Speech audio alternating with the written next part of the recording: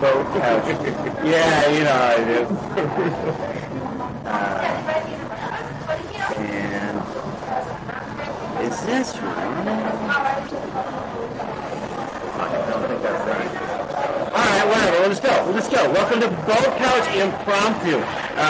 The viewers of the show will remember that I'm not that great on my feet, and I don't have questions laid out. But I just got so excited at the prospect of interviewing our guest. I have to do the catchphrase for Boat Couch. What it is decided is welcome to Boat Couch. The Gagoat on the boat. Gagoat stands for greatest guest of all time.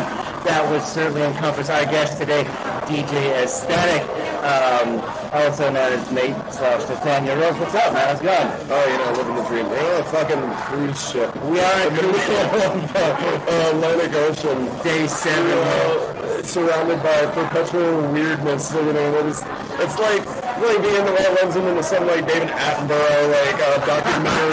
Just like over here we have, you know, the mating rituals of the drunk man on tequila. You know, it's just weird. It's going to be David Attenborough. It's got to kind of end on a downer, like the Gothic Cruise to the 14th floor with the buffet, but it is closed. I just witnessed that. It was, you know, there's somebody literally texting me for an hour. I was down at the pizzeria, and they're like, "Oh, I'll be there soon. And you know, they get down there, you know, they order and they need gluten-free. And they go upstairs, and the bar was closed already. And on a cruise ship, it's one of those, you know, you're constantly surrounded by food everywhere you go. Everywhere. Unless you have restrictions, and then even then, there's like billions of pounds you can eat. Yeah, you're down to like instead of like 72 tons of food available to you, there's only like 13 or 14 tons. Day 1, I'm like, no, I'm gonna stay healthy. You know, no carbs. Day 7, just pizza for third breakfast. It's true.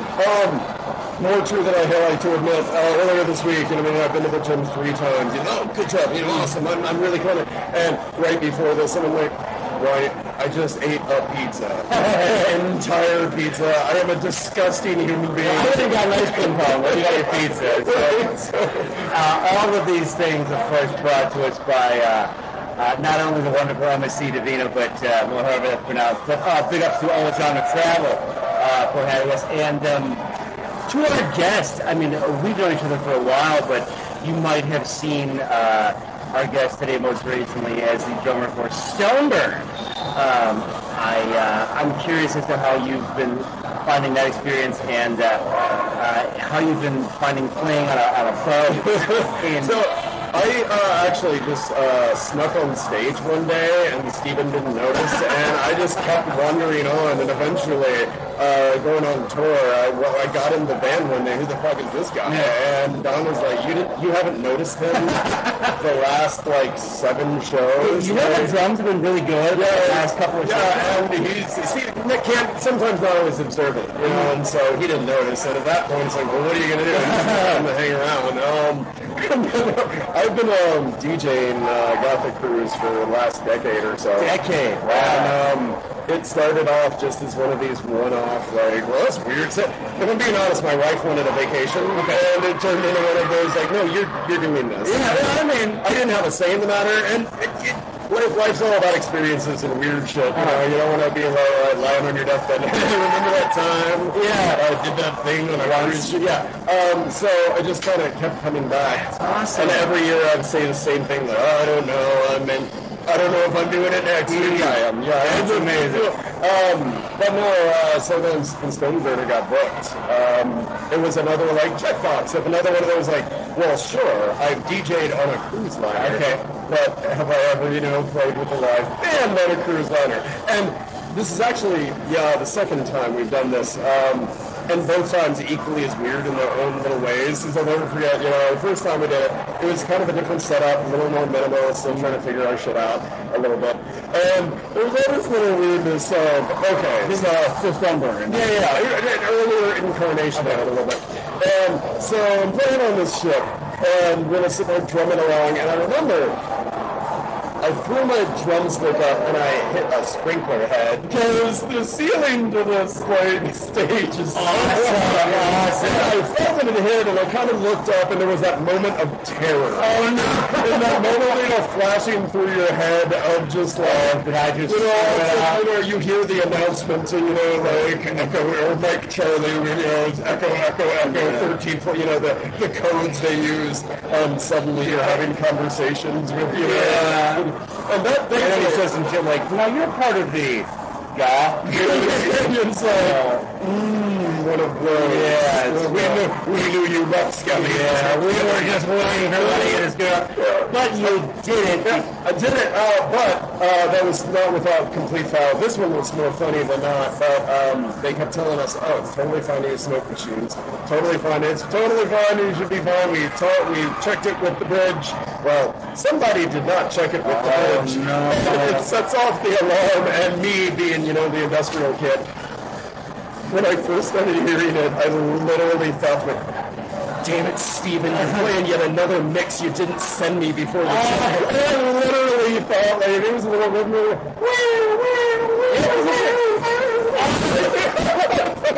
before realizing, oh, that's not part of the song. So that was fun. I don't know, clearly, for the uninitiated, I haven't really fucking do it.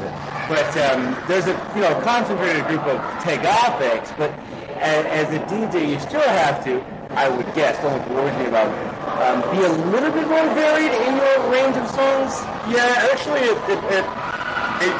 it's a bit tougher than it seems on face value, because if you consider, it's weird to think of goth crowd as the demographics, because normally that is the demographic. Sure. Oh, the weirdos, right. But when you look at the people who are coming on cruise ships up, and it's a lot of they've got money. It's disposable income.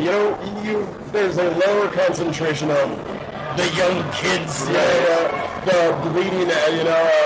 So you're trying to cater to. On one hand, this is real moments from this year when, I have, I'm sure perfectly nice if she ever watches this episode, belligerent foreign lady who keeps coming up to you and more or less threatening your life if you don't play that one Alien Sex Fiend song from 1983 that, and then in the very next, second somebody's coming up, will you play Converter? And I'm like, no, I'm not playing Converter. You're a lot of range you gotta do it. It is a whole lot of trying to figure out how to run that spectrum in a way that doesn't sound like a complete car crash. Right. And try to make everyone happy while often knowing you're gonna fail. Some people, every year there's a couple of people like, well, they didn't play enough. Oh, well, God, I didn't hear enough goth music on the goth crowd. And I'm like, I'm sorry I played the wrong years. And I circumvented the 1993 and earlier rule. Oh, well, I can say as an observant party, you just really had the floor going. I haven't had that much fun dancing in so long. My wife even said, look, I haven't seen you dance in 10 years, so thank you for that. I appreciate you saying so. That always makes me happy to hear. I never really feel like I got a finger on the pulse. Like, are people are they dancing because they got nothing better to do and you're locked on this ship and where are we gonna go? Or are they dancing because they're really having fun? It's harder to read than a traditional dance floor. A traditional dance floor in most cities you go to, you can kind of pick up on a certain vibe pretty quick. Okay, we're doing that. And if you DJ, you're in Atlanta for our audience, of course. King of Atlanta over here. And so if you go to, let's say, whatever, Poughkeepsie or Lawrence, Kansas or something, there's like a different vibe you pick up on cities? Or? Oh, absolutely. It's funny, I often joke, I can watch somebody dance, and within a two state radius, I can tell where you're from. People dance, they love the music that their region is into, the way they dance, it's very regional. You can start to pick up on that pretty quick. But no, you go. I like it's more fun to play other cities than it is your own. Because your own city, they're like, oh yeah, that guy, whatever. And but you go to somewhere else, and people seem more receptive to, all right, see what this guy's got. I mean, few people could boast your range of not only knowledge of songs from which to choose, but experience. I mean, you used to open for Element 1,000 million years ago, and you've just been a promoter for a long time in the Atlanta area. And so now, is that something you're still doing? Do you mainly focus on DJing and Stoneburner or your own projects? No, I hung up the promoter hat for the most part mid-2010s, and wanted to start traveling more. So now I DJ in other cities. And then that itch got scratched, and I decided, hey, what's this band thing all about? I'm going to start, I'm pushing 40. Now seems like a logical time to start joining bands. I think that's one of the great advantages of our thing, though, is because it's really ageless. We have such a range, even on the crew here, not the crew, our guests, I should say. The pretty big age range. And, again, something you have to accommodate. It's true. It started out as, by the way, a fun fact, I collect Stevens. I know some people prefer to collect Erics. I collect Stevens. Okay. And it started out with my friend Stephen Kerpix. He has his project, Crunchbot, called Recon. Big up to Recon. Yeah, and he was like, hey, so what are these shows coming up? Jam? And I'm like, sure, why not? What do you want me to do? Behind the scenes, I'm obsessively like, all right, what the fuck am I doing? And, then after that, fast forward, Stephen Archer's coming through town, and, jokes aside, it really did start as hey, doing this show, you want to play some drums for a song or two, which turned into, weeks of obsessive, all right, I can count to 4. How much more do I need than counting to 4? And I'm still working on it myself. I got a program machine to do it. Right. And so I picked up some drumsticks, and I've grown though. I've grown. Now I can count to 5. So I'm math rock over here. I know. It's always funny. I look around at other musicians, in our circles, and I guess the great part about me is deep down inside, I'm still totally that fanboy. Down inside, I'm still you watch a lot of other bands on tour and such, and they'll do the kind, the quiet of, all right, we're gonna go and stand in the front row and enjoy the song and whatnot. And it's admirable, and to an extent, it doesn't come because it's disingenuous to me, because you also have to remember these guys are listening to the same sets every night. I'm not there because of that. I'm in that front row because I'm like, hell yeah! I'm still that excited kid. So I'll be at a festival and people will be like, it's so cool you're into these other bands. I'm not going to miss Leather Street. Awesome. Exactly. We did Mechanismus, and I was so excited. And my wife, wonderful person. Sarah's super supportive. Just awesome. Very, do your thing. Go try not to annoy the hell out of me too much, But I was so excited leading up to Mechanismus, and I don't think that she got. She's like, oh, you're really excited to play this festival. I'm like, but did you see the lineup? Yeah. You're missing the point. Negative format. Holy crap! When I saw those guys, they were sound checking. They played the same day. When they're sound checking, I'm kind of standing back, and I'm like, keep to yourself, Nathan. Let them get through their sound check. Don't say anything. And then when they're off, I don't say I gushed a little bit, but I remember seeing them when I was 16 years old. In Atlanta. I forget. I think. They were at APOP. They were opening up for somebody, and I saw them, and in my head, I'm like, this is the pinnacle of rock and roll. Because I had no frame of reference, as a teenager of what this was. So all I know is this awesome. So here I am, 20-something years later, seeing these guys open, and I'm again fanboying now. Well, last bunch of things we can be at home. We had a totally impromptu boat couch. I just got excited at the end. You had a tour canceled with Stoneburner vis-a-vis COVID?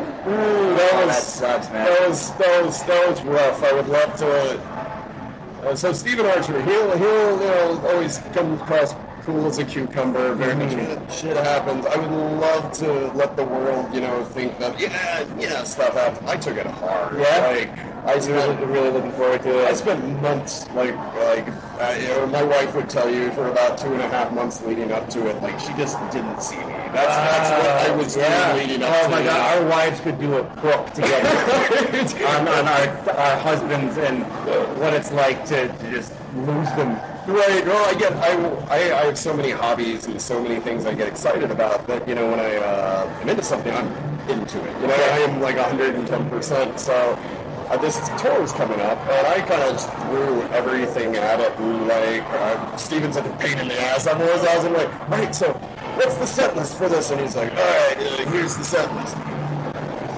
And by the way, we might also play these other 14.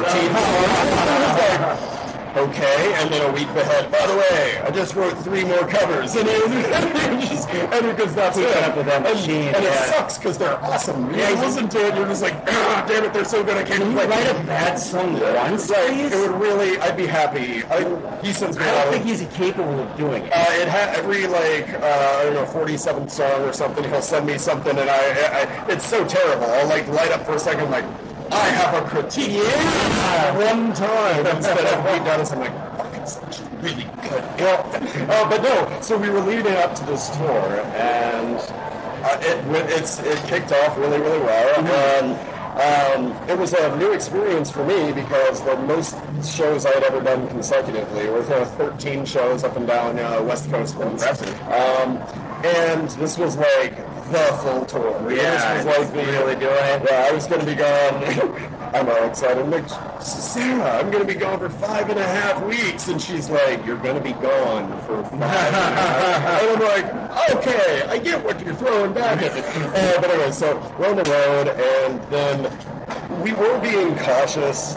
This was kind of on our minds. We knew it was a possibility, but somehow when it finally struck, it just felt surreal. We were getting up one morning, stupid o'clock, 5-something a.m. to head to the next city. Oh, you were mid-tour? Oh, yeah. Mid-tour, 2.5 weeks in, and wake up and I was not looking for it. I am so not. I'm surrounded by all these tour veterans that are doing my 27th tour. I still remember the great blah blah blah tour of '93. Yes, I'll never forget the casualties. But this is I woke it up super early, and first words out of my mouth is just hey, by the way, we might have a problem. And it just felt surreal. And suddenly, next thing I know, we're stuck in a hotel for 4 days, and really, Steven got sick. It was it was scary. Is he going to be in the ER level bad? Shit, I didn't know that. And every person, all crew, all bands got sick, and I thought I got away unscathed. I took 7 tests, all negative. All negative. Because everyone else was sick but me, sick. And 7 tests completely negative, and I ended up flying home early, super depressed about it. But you know what? At least I got my health. And I was one of those people who drew the short straws. After quarantining next number of days, I took the PCR test, and it was positive. And suddenly I started getting hit by all those post symptoms, and it was no fucking around. And I'm not going to delve down too hard into that. I only mention it because, people, after so much time, a lot of people are kind of is it really that bad? Yeah, it was that bad. It's months and months of navigating. A week and a half before Gothic Cruise, I was legitimately wondering if I would be able to play. Well, I'm glad you were. I'm getting low on battery, but I do want to ask, because you touched on it earlier, and I'm curious, what are some of your outside interests? Oh, man. Like I said, I'm such an excitable person. Wow. It's a choice, man. I'm such an excitable person. I throw any game at me. Board games, video games, mixing music for friends. I love just throwing jam sessions at my house and having different friends from different like hey, random indie rock bassist want to come jam with this jazz solo and just see what happens. I love travel, which sounds, very like, love, laugh, but lately I've been wandering around a lot, like just sort of. I feel like I spent too much time on Island. Island is my home. I love it. It's a fantastic place. Anyone should visit it, but I need to spend more time in other places. Well, totally, right? Like, I never thought I'd be able to add the Bahamas to my gig list. So, it's been great. Next week, for example, I'm randomly up in Toronto. No kidding. Because spending a week there, meet up with a friend to get some tattoo work done. Awesome. Honestly, I'm looking most forward to just a different change of pace, like getting up in the morning and being able to walk somewhere to get coffee, which is I can't do that around because you walk anywhere and you're like, get over. Is it like because you dress like this? No, it's because we're very much not a commuter from or a walking friendly. I mean, if you're like downtown, I know it's Dragon Con. but yeah, okay, in that area, sure. There's not a lot of residential. Yeah, I mean, I did that thing with Zach, and like I saw it a little bit. Well, anywhere suburban, it's not very well-friendly. Well, let's do a new feature on Boat Couch here. Our second episode of Boat Couch ever. I don't have anything planned. But we'll do a little hypothetical spectacle when we get hypothetical. Let's go. DJ Aesthetic, the board game. Normally I do video games. We can segue into that, but I'm thinking like kind of maybe a Monopoly thing, but instead of like community chest, it's like 75-year-old Brock wants to hear a song, and you gotta keep that 20-year-old on the floor. Let me song real quick until you go, oh shit, something like that, or book the bathroom flight. Go ahead, first bears. This sounds like this is actually like Monopoly, where everyone's like, yeah, I guess I'll play, and then later I'll claim I hate it. Or if you go video game with it, and you put together your party, so you have like the DJ, and the drummer is like a member of the party. Various aspects of you. It would have to be very story-driven. Everything with me, video games, board games, what I'm all about the narrative. Okay. I'm all about, there has to be, like, the payoff. We're killing God. Yeah, of course. I mean, what else are you going to be doing? Seriously. So after Stephen Archer's dead. So you have Highlandered off, the 20,000-foot wolf god. Right. Except like the quickening, you just like get his tattoo. All of a sudden, I have the dread.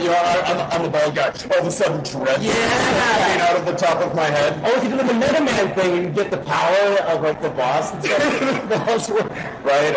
If I get Steven's power, I imagine there's a lot more Sarah yelling at me of what stupid shit are you putting on the internet? Wait, that happens anyway. Oh, is it? Never mind. That's we don't even need to take because you have so much of your own like an alt costume could be a stage costume with the makeup. Probably, yeah. I spend makeup's fun. Like every time I do the stage thing, I'll sit there and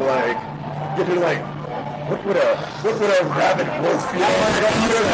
It starts that way and ends up later. I'm like, okay, you went for angry feral wolf and somehow arrived at rabid clown.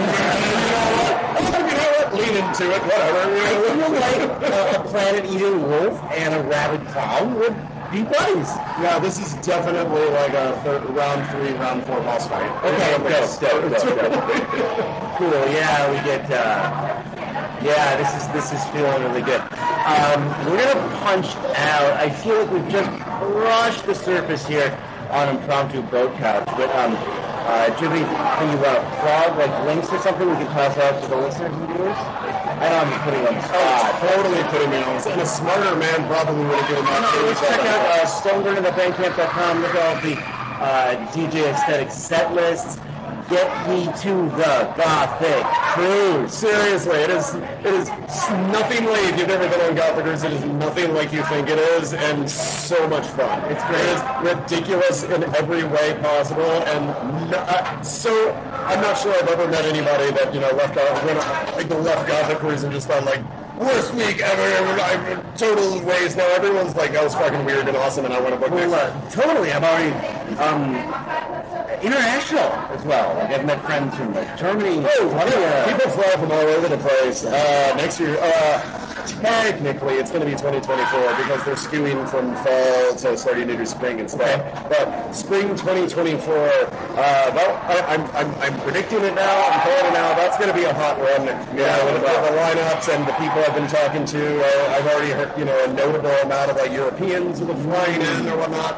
Well, I guess they're going to go on the cruise, and it's a very good time. And well, I know good gospel friend Riversand will be playing. Yeah, oh man, I have to admit, probably more than any other band, you know, maybe on Gothic Cruise and last night, that I'm most jazzed about them because I've never seen them. And every time I've tried, something has gotten in the way. Okay. So I'm pretty jazzed about it. So you can't go wrong with the band selection, but they're all fine. They're all well and good. What you want to come to is see DJ Aesthetic light it up. Oh, that's true. Here, way past this bedtime even. That's the other thing.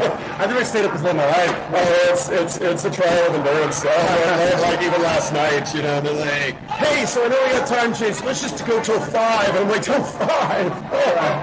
The sunlight, it's coming in its bearings. I'm gonna do one more thing. This is the Brian Governor's question. We'll say one more thing, and then it's 10 hours later.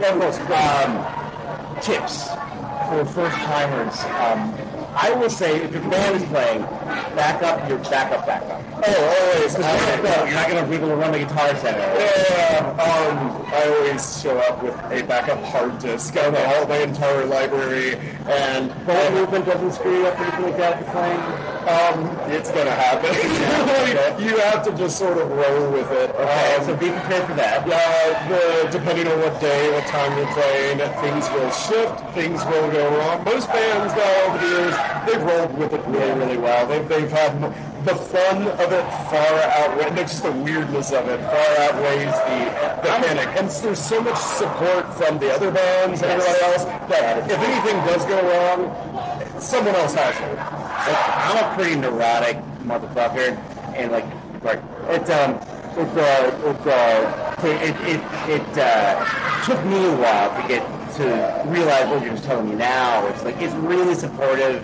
You can't, no one's going to judge you and be like, I don't know about that. You know, we're all in it together making it happen. So, I mean, because on one day, you're going to be, you know, on the stage playing, you know, the show, probably being a little overcritical, is this going over well, you know, is everything going well, does it sound okay? And then the next day, you're going to be getting up in the morning, you know, to, you know, I'm going to go on a shore excursion, you know, kayak, and I'm just going, get put on my floaties. Like, I'm going to buy toothpaste and have some dude also try to sell me things. Yeah, it's true. Yeah, Cosmo, great. Costa Maya was awesome. That short excursion we talked about a little bit, like, that was awesome. Yeah, it was pretty good. And so, this, you want a big takeaway, please check out the new Stoneburner material. If Nathan's coming to your town by way of DJing, band stuff, we talked about you maybe doing some remixery for the concert that's coming up. Look at that. Just one of the greatest humans you'll ever meet.